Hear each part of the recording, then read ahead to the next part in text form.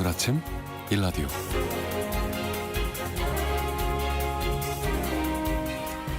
안녕하십니까. 오늘 아침 일라디오 아나운서 정은혜입니다. 가만히 있어도 숨이 턱 막히는 기록적인 무더위가 이어지고 있습니다. 어제 서울 전역에 올여름 첫 폭염경보가 발령이 됐고요. 열대야는 8일째 이어졌습니다. 오늘과 내일은 어제보다 더 덥다고 합니다. 바람의 방향이 동풍으로 바뀌면서 폭염의 양상이 달라진다고 하는데요. 기온의 습도까지 반영한 체감 기온이 서울 수도권은 36도까지 치솟을 것으로 예상되고 있습니다. 그런데 과학자들은 이 체감 온도와 비슷한 습구 온도라는 것을 통해서 인간이 견딜 수 있는 폭염이 어디까지인지 그 한계 온도를 추정해 왔는데요. 에어컨과 선풍기, 그늘 없이 인간이 자연적으로 견딜 수 있는 그 기준선은 약 35도인 것으로 나타났다고 합니다. 오늘과 내일 그 한계 온도에 달하는 더위가 이어지게 되는데요. 최대한 폭염에 노출되는 것을 피하면서 건강과 안전을 위한 대응 지침 잘 지켜주셔야겠습니다. 7월 8일 화요일 오늘 아침 일라디오 출발합니다.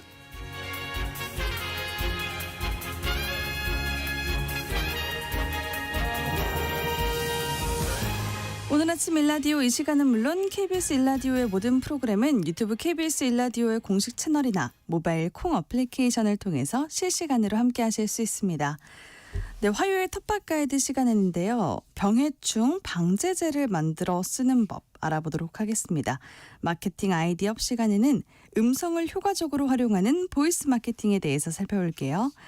텃밭 농사에 대한 궁금증과 질문 있으신 분들은 지금부터 문자 보내주세요.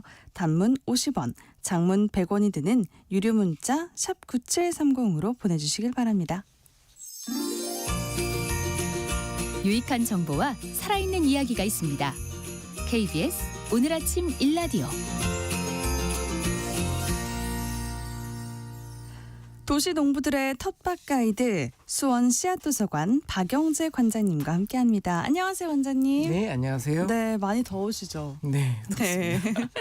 오늘 텃밭과 관련해서 궁금한 점 있으시다면 단문 50원, 장문 100원이 드는 유료 문자 샵 9730, 샵 9730으로 지금 바로 문자 보내주시길 바랍니다. 자세하게 답변 드리도록 하겠습니다. 네, 오늘은 서울이 36도까지 오른다는 예보가 있습니다. 벌써부터 큰 더위가 연일 이어지고 있어요, 관장님. 네, 어제가 소소했으니까 더위의 시작입니다, 사실은. 예, 작은 더위라는 뜻이긴 하지만 더위가 시작된다는 절기고요.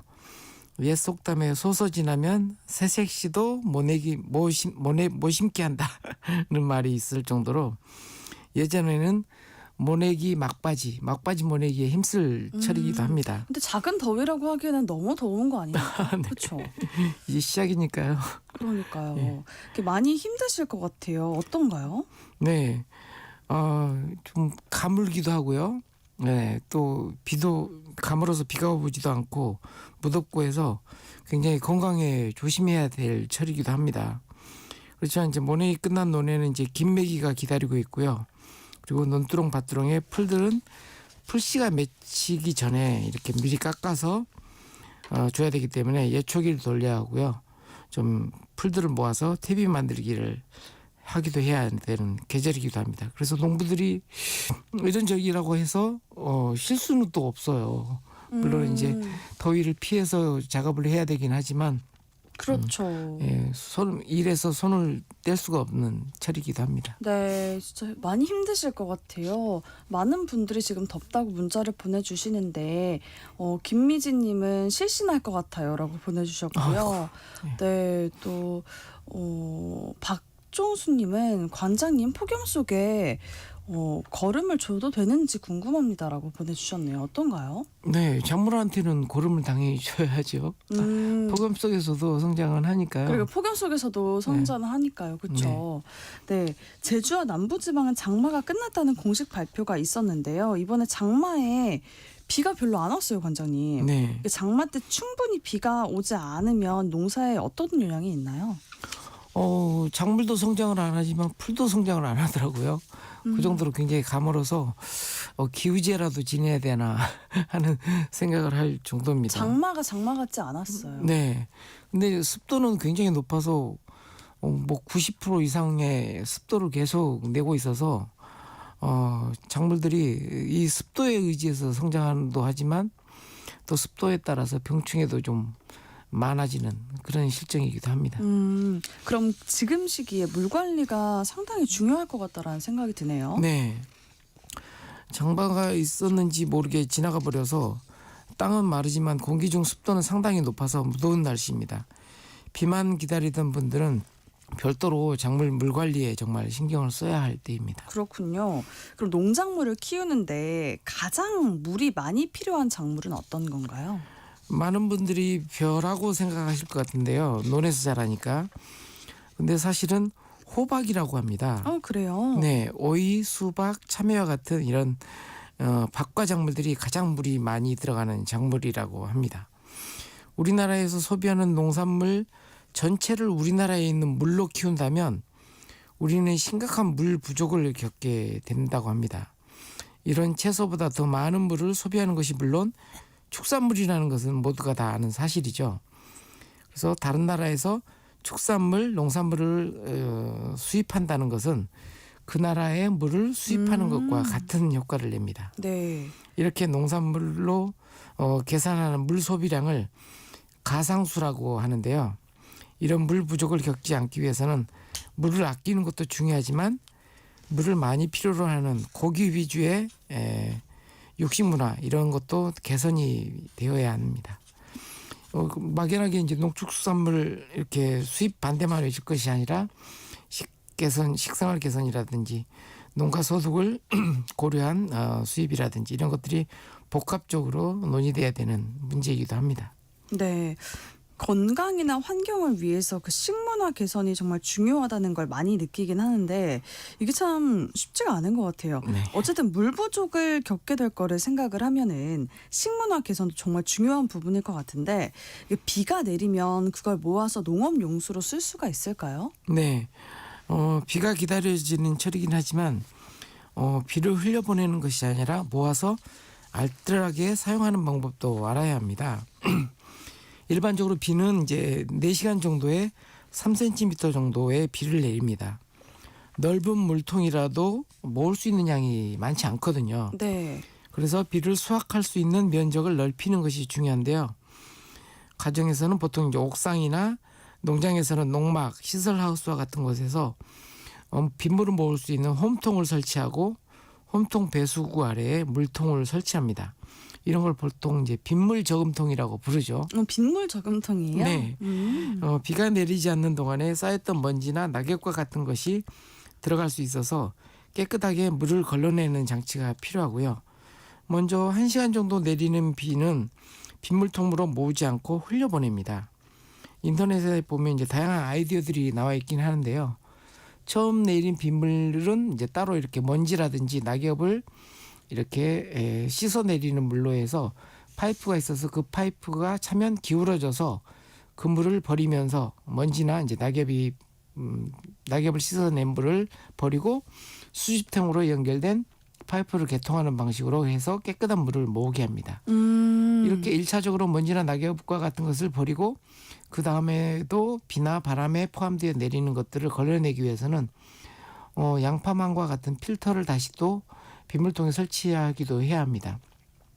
빗물을 모으기 적절한 높은 곳이 없는 경우에는 빗물통을 땅에 묻고 방수포나 비닐을 넓게 펼치고 바깥 부분을 높여서 이렇게 고정한 다음에 빗물통으로 물이 들어갈 수 있도록 가운데에 구멍을 뚫어서 작업을 하기도 합니다. 그리고 네. 모인 물통에 이제 모기가 또 산란을 하거든요. 고여 있는 물에는. 그럼 안 되죠. 예, 그래서 모기장을 위에다 이렇게 둘러서 모기가 산란하지 않도록 조치를 취하기도 합니다. 그러니까 물을 걸러서 써야 된다고 하셨는데 그럼 물통 청소도 잘 해줘야겠네요. 네, 빗물통을 만들 때는 위에서 모으는 입구와 아래 물을 사용하는 부분이 별도로 있어서 다 사용한 이후에 청소하기 쉽게 된 것이 좋습니다. 이렇게 빗물을 모아서 농사를 하다 보면 우리가 쉽게 가정에서 사용하는 물이 얼마나 소중한 것인지 이렇게 알게 합니다. 네. 빗물은 천연 중류수는 아닙니다. 공기 중에 있는 질소, 이산화탄소 같이 이런 공기 중에 있는 기체들이 깨져서 질산으로 또는 탄산으로 물에 용해되어 내리기 때문에 약산성을 띱니다. 그리고 질산 성분은 또 이제 거름 성분이기도 하죠. 네. 그리고 약산성을 띈다는 얘기는 병해충 방제에 약하긴 하지만 물론 효과가 일정 정도 있습니다. 네, 근데 지금 현재 비는 안 오는데 네. 습도가 굉장히 높아요. 그래서 해충 벌레 때문에 괴로울 텐데 농가에서는 얼마나 더 괴로울까 싶습니다. 직접 병해충 방제제를 만들어서 쓸 수가 있다고요? 네, 습도가 높아지면 해충들이 창궐합니다. 맞아요.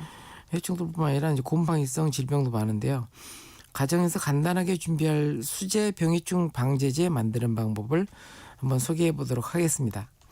먼저 오이나 호박과 같은 박과작물에 주로 오는 이제 흰가루병인데요.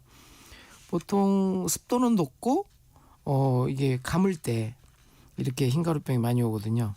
습도가 높아서 또 이제 곰팡이성 질병에서 사용할 수 있는 게 살균제인데요. 네. 베이킹 소다와 주방세제와 물을 혼합하여 만듭니다. 양을 소개하면 베이킹 소다 한 숟갈에 이건 이제 한 숟갈은 이제 큰 스푼이고요. 그다음에 티스푼으로 3개 정도의 주방세제 여기에 물 10리터 정도를 넣고 강하게 저어줍니다. 보통 이제 강하게 흔들어주는 정도로는 좀 강하게 저어주는 게 아니거든요. 필요하면 믹서기를 이용하기도 합니다. 믹서기까지 네. 해야 되나요? 예. 아, 그래서 완성이 되면 주로 이제 오존 중에 이렇게 분무기라든지 스프레이로 골고루 뿌려주는 방법으로 이렇게 사용을 하시면 됩니다. 근데 왜 오전 중에 뿌려야 해요? 아무래도 이제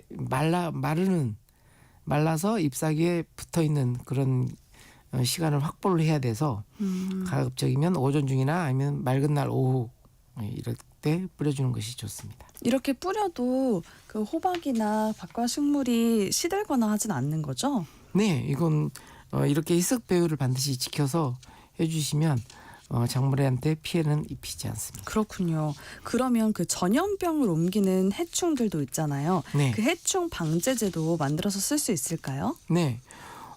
세균이나 바이러스성 질병을 옮기는 게 이제 곤충이라고 말씀을 드렸어요. 네. 이런 이제 곤충을 방지해야 세균성, 바이러스성 질병이 없거든요. 그래서 이것을 방지할 수 있는 게 보통 이제 살충제를 쓰는데 살충제로 사용할 수 있는 에센셜 오일 만드는 방법을 소개해드리도록 하겠습니다. 네. 인터넷에 가면 이런 메리골드 오일이라든지 로즈마일 오일, 페퍼먼트 오일 뭐 이런 것들을 팔거든요. 네. 이런 것들을 메리골드 오일, 로즈마리 오일, 페퍼민트 오일을 1대1로 섞어주면 됩니다. 이렇게 만들어 두었다가 사용할 때는 에센셜 오일 이렇게 섞은 거 1대1로 섞은 것을 한 티스푼에 주방세제 5방울 물 4리터 정도를 넣고 강하게 섞은 다음에 분무기나 이런 스프레이로 오존 중에 살포를 하면 됩니다. 에센셜 오일에서 메리골드 오일은 진딧물, 벼룩벌레, 선충류에 효과가 있고요. 페퍼민트는 개미나 진드기에 효과가 있습니다. 네. 그리고 로즈마리는 진딧물과 나방에 효과가 있어서 각자 활용해도 되지만 이렇게 혼합해서 사용하면 좋은 향이 납니다. 그리고 또 이 냄새는 페로몬으로 주로 소통하는 곤충들을 혼란스럽게 해서 곤충들이 이렇게 집단적으로 모이거나 대발생하는 것을 방해하는 효과를 냅니다. 향을 이용한 해충 방제제군요. 네. 그럼 이런 방제제는 어떻게 사용하는지가 궁금한데 자주 뿌려주는 게 좋을까요? 네, 이런 친환경 방제는 예방 차원에서 일주일 단위로 그리고 이미 증상이 나타나서 벌레가 보이는 경우에는 2, 3일 간격으로 없어질 때까지 지속적으로 뿌려줘야 합니다. 네. 네. 소소는 이제 본격적인 더위의 시작인데요. 좀 여름을 이길 보양식도 좀 챙겨 드시고요. 더위를 이기는 지혜를 발휘하시기 바랍니다. 네, 좋습니다. 자, 이제 청취자분들이 보내주신 사연과 질문 한번 살펴볼까요? 먼저 6074님, 여기는 마산입니다. 몇 년 전에 제피나무 2그루를 사다가 심었는데요. 꽃은 많이 피는데 열매가 열리지 않아요. 왜 그럴까요? 라고 보내주셨어요. 제피나무 열매 왜 안 열릴까요, 관장님? 네. 사다 심으신 거 보니까 이제 아마 만들어진 육묘된 그런 이제 나무를 심으신 것 같은데, 묘목을 심으신 것 같은데요. 보통 제피나무나 산초나무, 그다음에 탱자나무, 유자, 귤 이런 나무를 이제 운양과에 속하는 나무입니다. 근데 나무 종류에 따라서 암구루와 수구루가 따로 있는 나무들이 있어요. 네. 우리 은행나무도 암구루가 있고 수구루가 있잖아요. 그렇죠. 네. 제피나 운양과에 속한 나무 중에 제피나무가 이렇게 암구루와 수구루가 있는 나무에 속해요. 그래서 보통 이제 묘목을 파시는 분들이 이렇게 암구루와 수구루, 암구루에다가 수구루 가지를 이렇게 접목시켜서 한 그루만 심어도 이렇게 꽃가루가 원활하게 수분돼서 열매가 맺힐 수 있도록 이렇게 해서 파실 텐데, 아무래도 이 지금 그렇게 만들어진 그루인 나무인지 확인을 하실 필요가 있을 것 같아요. 꽃이 폈을 때 암꽃이 많이 피는지 수꽃이 많이 피는지 확인을 하실 필요가 있고요. 아마 암꽃만 2그루 사셨던지 아니면 수그루만 2그루 사셨던지 이럴 경우에는 꽃은 볼 수 있는데 열매가 맺지 않는 증상을 볼 수가 있습니다. 일단 암나무인지 순나무인지를 알아야겠네요. 네, 그렇죠. 그래서 사셨던 그 묘목 가게에다가 한번 물어보시고요. 필요하면 이제 암구루인지 수구루인지 확인하시고, 암구루만 사셨다면 수구루를 별도로 사든지 이런 식으로 이제 수분이 원활하게 해줄 수 있는 그런 나무를 이제 준비하실 필요가 있어 보입니다. 그렇군요. 또 1198님이 포도알이 고르지 않고 큰 알과 작은 알이 엄청 차이가 나는데 이거는 왜 그럴까요? 처방이 있나요? 라고 하셨어요. 네. 포도알은 굉장히 조그만 알갱이들이 굉장히 다글다글 이렇게 많이 달리거든요. 근데 보통 사 먹는 포도 보면은 다 일정하더라고요. 네. 그거는 이제 작은 포도알들을 속간해서, 네. 왜냐하면 포도알이 그게 다 커지면 서로 커지면서 서로 이제 터지거든요. 밀어내면서 서로 터져요. 그래서 보통 포도 송이들을 할 때는 다 이제 솎아주기를 합니다. 포도 알갱이 송이 안에서. 네. 근데 이제 솎아주기를 고르게 하지 않으면 감당할 수 없는 열매만큼은 또 이렇게 과일나무가 스스로 이렇게 탈락을 시키거든요. 그렇죠. 그런 것들이 아마 이제 작은 알갱이들이 되겠죠. 그러면은 속간해줄 필요가 있네요. 네, 속간내기를 잘 하시고, 그다음에 물 관리라든지 이런 것들을 잘 해주시면 이제 고르게 이렇게 성장하는 포도송이를 이렇게 수확할 수가 있습니다. 네, 482 하나님이 지난주에 감자를 수확했습니다. 싹이 튼 게 많이 있었는데 이건 왜 그런가요? 싹을 제거했는데 감자의 성분에 큰 변화는 없을까요? 라고 하셨어요. 네. 감자가 이렇게 싹이 트는 경우는 주로 이제 햇빛에 노출되거나 감자가 이제 땅속에서 자라는데 이게 이제 북주기를 안 해주면 감자가 땅 위로 튀어나오거든요. 그러면은 네. 그 땅 속에 있는 감자가 위에 올라와서 네. 햇빛을 받아서 싹이 튼 건가요? 네, 싹이 그렇게 될 수도 있고요. 그다음에 땅 속에 수분이 너무 많을 때도 이렇게 싹이 나기도 합니다. 요즘에 좀 습하잖아요. 그래서 네. 그랬을까요? 그럴 수도 있죠. 아니면 이제 물 관리를 너무 잘해 주셔서 이런 물을 경우도. 너무 많이 주셔서. 네네. 그래서 이렇게 싹이 난 경우에는 되게 이제 솔라닌이라고 하는 독성 물질이 맞아요. 나요. 네. 그래서 싹 부분을 잘 도려내고 먹어야 이렇게 좀 그런 그 약간 쓴맛 비슷한 맛이 나거든요. 예, 그렇죠. 맛이 나더라고요. 네, 그런 맛을 이제 없앨 수가 있습니다. 우리가 쪄서 먹으니까 상관없겠지 하지만 사실은 독성 물질이 그렇게 쪄서 먹는다고 해서 많이 줄어들진 않거든요. 먹게 되면 어떻게 돼요, 관장님? 저 많이 먹었어요. 그러셨어요? 네. 좀 위험하긴 합니다. 독성물질이니까요. 아, 그래요? 네. 그래서 싹이 난 부분 또는 이제 초록색으로 멍든 부분은 잘 도려내고 이렇게 요리해서 드시면 되고요. 일부 이제 이렇게 싹이 난 것들은 다시 심어서 키우고 싶어 하시는 분도 계실 거예요.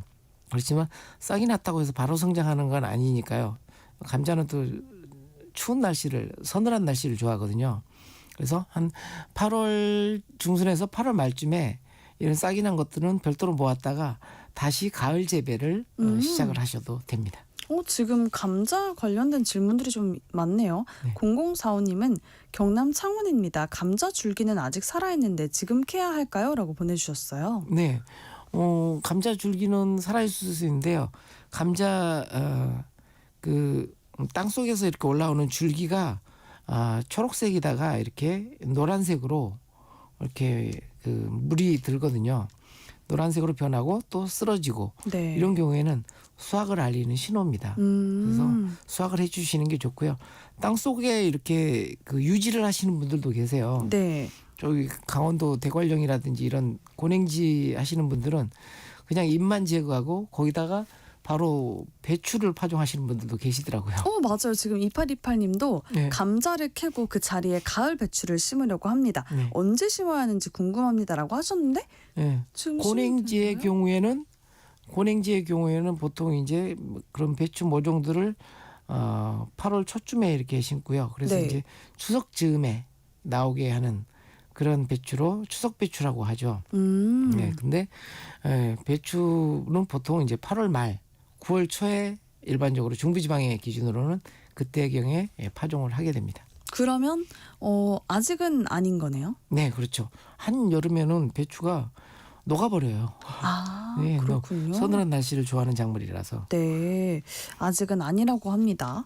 5599님, 도라지씨 뿌렸는데 엄청 많이 싹이 났는데요. 모두 녹아서 죽어요. 왜 그런가요? 약을 좀 해야 할까요? 라고 보내주셨어요. 네. 보통 이제 장마철쯤 되면 이제 도라지 싹이 예쁘게 이렇게 풀 사이에서 이렇게 모습을 보이는데요. 네. 근데 보통 이렇게 많이 싹이 날 경우에는 밀식이 된 경우거든요. 밀식이요? 너무 이제 빼곡하게 이렇게 자라게 되면 모잘록병이라든지 네. 이제 공기 통풍이 잘 안 되고 이렇게 습도가 높아지면서 곰팡이성 질병이죠. 모잘록병이 이제 발생을 합니다. 그래서 좀 싹이 많이 났다고 이걸 다 키울 수 있다 이렇게 생각하지 마시고 군데군데 이렇게 솎아주기도 하고 풀도 이렇게 정리해주고 그다음에 물이 고이지 않도록 이렇게 배수로를 잘 확보해 주시면 건강한 도라지를 키울 수가 있습니다. 그러니까요. 근데 다 내 자식 같아서 그 싹을 다 솎아내기가 네, 맞습니다. 마음이 아플 것 같아요. 네. 그렇죠. 다 키우고 싶죠. 맞아요. 저희가 시간상 오늘은 여기서 마무리를 하고요. 답변 못 드린 질문들 저희가 다음 주에 이어서 답변해드리도록 하겠습니다. 텃밭 가이드 시간 지금까지 수원 씨앗도서관 박영재 관장님과 함께했습니다. 고맙습니다. 네, 감사합니다.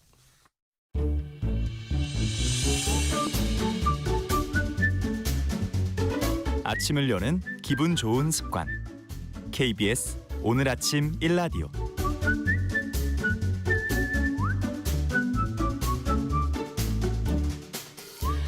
트렌드를 읽고 마케팅 전략을 세워보는 시간입니다. 마케팅 아이디업 시간. 오늘은 음성을 활용하는 보이싱 마케팅 사례 알아보도록 하겠습니다.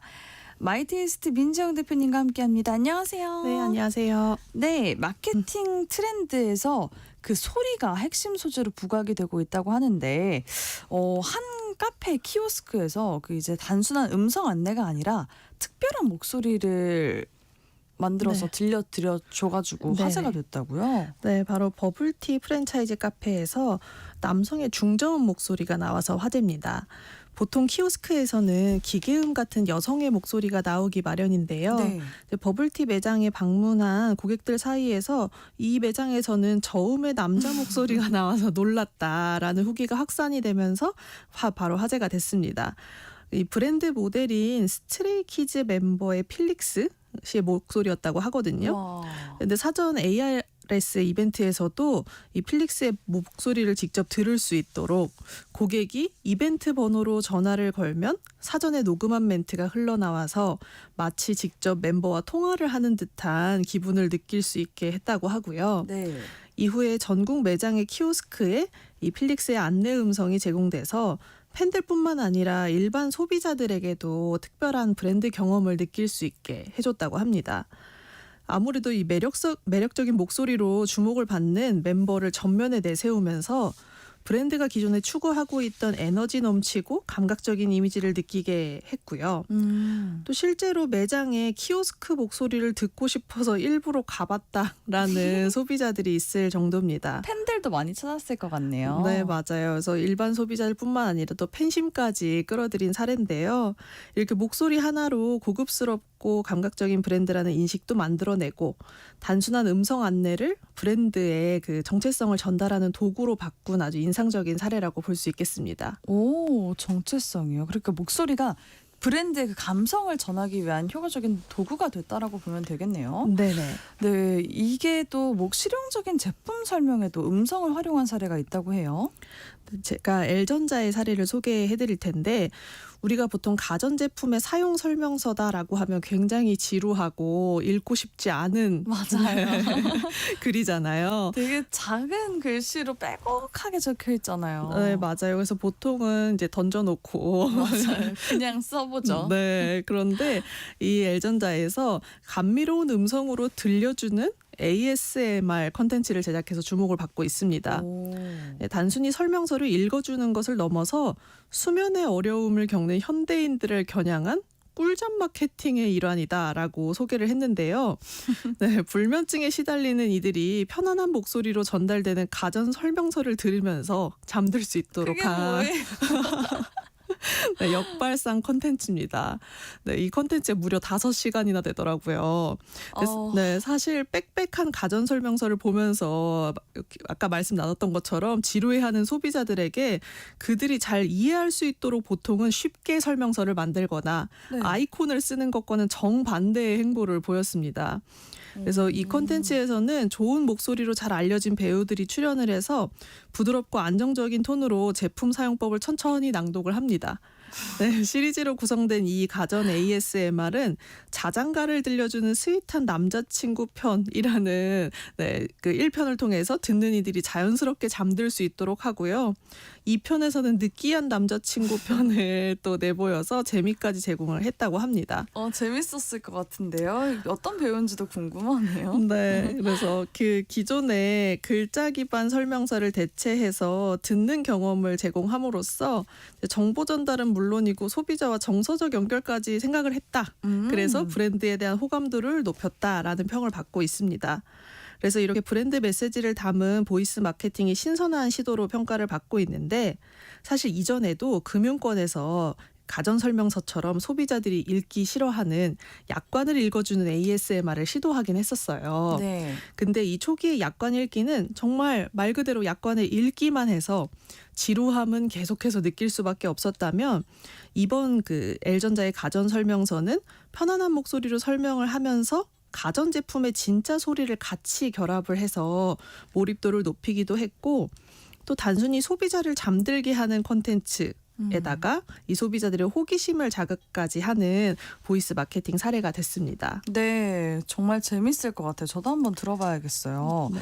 근데 그 가전과 마찬가지로 제품을 보여주는 대신에 소리로 만지게 한 가구 브랜드가 있다고 하는데요.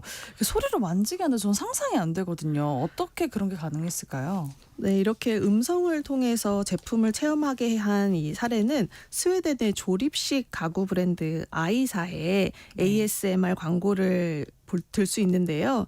광고의 제목도 묘하게 그리고 이상하게를 뜻하는 오들리라고 하는 영어 단어를 활용했습니다. 그래서 기묘하고 독특한 방식으로 브랜드의 정체성을 표현한 컨텐츠다라고 해석을 할 수 있겠는데요. 이제 이 영상에서는 기존 광고의 틀을 완전히 깨고 25분이라는 시간 동안 네. 가구를 두드리고 긁고 문지르는 소리만으로 제품을 소개합니다. 아, 소리로 저희가 예측할 수 있는 건가요? 네, 맞습니다. 그래서 영상 속에 이 광고 진행자는 아주 조용한 목소리로 말을 하면서 서랍 손잡이를 툭 건드리거나 쿠션 커버나 침대에 이불을 쓱 이렇게 문지르는 행동을 하면서 다양한 가구의 소리들을 들려줍니다. 그래서 이걸 듣는 소비자들은 제품을 직접 만지지 않아도 소리만으로도 이 가구 표면의 질감 그리고 촉감을 상상하게 되는 건데요. 네. 25분짜리 광고임에도 불구하고 제품의 기능이나 가격은 절대 강조하지 않았어요. 근데 대신에 계속해서 편안하고 차분한 분위기를 유지하면서 브랜드 특유의 실용적이고 친근한 이미지를 이 소리들로 자연스럽게 각인시켰다는 평을 받았습니다. 특히 이렇게 귀로 가구를 만진다라는 컨셉의 광고 때문에 소비자들이 너무 감각적이다라는 칭찬도 하고요. 네. 역시 단순하게 정보 전달을 넘어선 경험을 새롭게 선사했다라고 보는데 사실 이 가구 브랜드가 국내에도 다양하게 오프라인 쇼룸을 만들어 놓고 직접 가서 방도 보고 만져보고 체험해보는 전략을 중요하게 여겨왔거든요. 근데 이 체험들을 광고에서 청각으로 확장을 해준 겁니다. 그래서 내가 만져보지 않아도 마치 촉감을 느낀 것처럼 이렇게 만든 음성 콘텐츠들이 이 보이스 마케팅의 가능성을 정말로 잘 보여주는 사례라고 볼 수 있겠습니다. 그렇군요. 제가 생각하기에는 이 브랜드 소재를 좀 잘 사용하나 봐요. 네, 그렇죠. 맞아요. 그래서 뭐 자신 나무라든지 있는가 봐요. 네, 그렇죠. 그래서 이렇게 소리만으로도 우리 브랜드의 가구가 어떻다라는 것을 보여줄 수 있어서 네. 이런 콘텐츠를 만든 것 그런 것 같습니다. 같습니다. 브랜드들이 이렇게 ASMR을 활용한 사례들을 저희가 들어봤는데 혹시 그 전통 문화나 공공기관에서도 이런 시도를 한 사례 있을까요? 네, 바로 국가유산청과 국가유산진흥원이 운영하는 그 국가유산 채널이라고 있는데 네. 여기에서 ASMR 콘서트를 진행해서 이 사례를 소개해드리려고 해요. 콘서트요?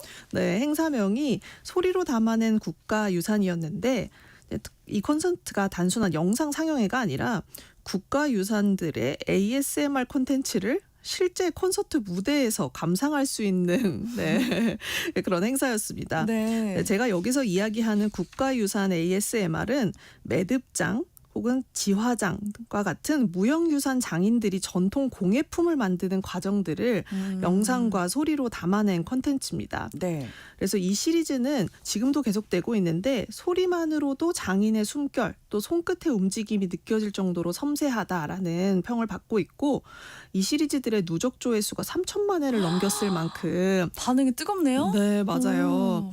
그래서 근데 이 ASMR 콘서트가 특별했던 건 이 영상 속에서만 볼 수 있었던 무형유산 명인들이 직접 무대에 올라서 시연도 하고 대담까지 진행했기 때문입니다. 그래서 공연장 전체에 23개의 스피커 그리고 대형 LED 스크린을 활용해서 관객들이 직접 장인의 작업 공간 안에 들어온 듯한 느낌을 느낄 수 있도록 설계를 됐고요.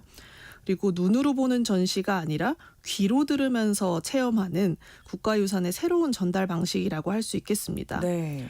그래서 전통을 이렇게 디지털화하고 또 보이스로 마케팅을 결합한 사례는 이제 공공 콘텐츠에서도 얼마나 이 브랜드의 경험 그리고 청각적인 감각이 중요해졌는지를 잘 보여주고 있는데 이 국가유산 채널에 ASMR 콘텐츠 꾸준히 올라오고 있으니까 네. 한번 들어보시면서 명장들이 만드는 작품을 느껴보면 좋을 것 같습니다. 네, 저도 오늘 한번 들어보려고요.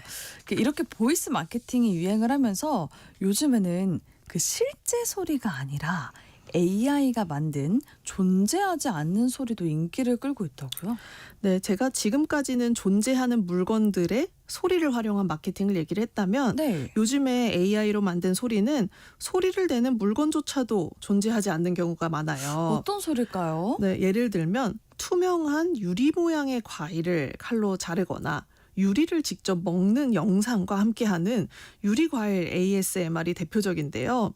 이게 숏폼 SNS에서 이렇게 짧고 강렬한 자극이 필요하니까 AI가 만드는 이 기묘한 영상. 유리는 우리가 칼로 절대 자를 수 없잖아요. 네. 일반인이. 그리고 유리로 된 과일이라는 건 사실 세상에 존재하지 않는 건데 이런 영상들을 ASMR로 AI가 만들어서 직접 제공을 하고 있는 겁니다.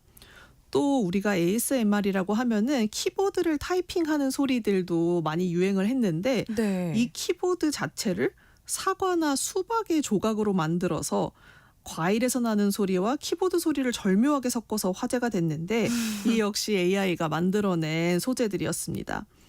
그래서 이제 더 이상 현실의 소리를 재현하는 데 그치지 않고 존재하지 않는 상상 속의 감각까지 합쳐서 구현을 하고 있는 게 AI의 특징인데요. 네. 현실에서 들을 수 없는 소리나 또 만들어질 수 없는 물건을 청각으로 경험하게 하면서 창작의 영역으로 점점 이 음성들이 진화하고 있는 것 같습니다.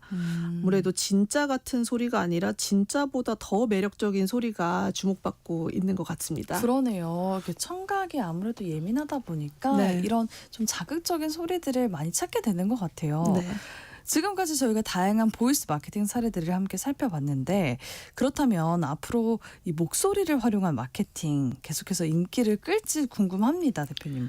어떤 방향으로 진화하게 될까요? 네, 오늘 소개해드린 것처럼 이 보이스 마케팅이 앞으로 더 개인화되고 감각적으로 진화할 가능성이 높다고 보는데요.